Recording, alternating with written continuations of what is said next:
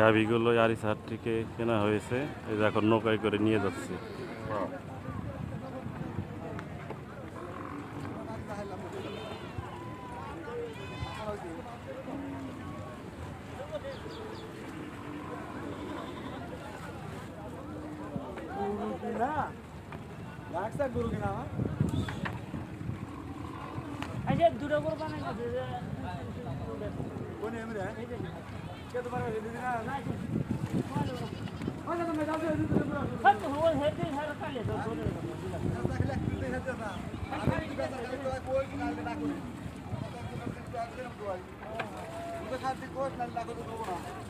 ভাইজান না দিলে এখন কোথায় দেবেন? টাঙ্গাল যাবেন না? আর এসে হাট থেকে কি বেশি কেনা হয়?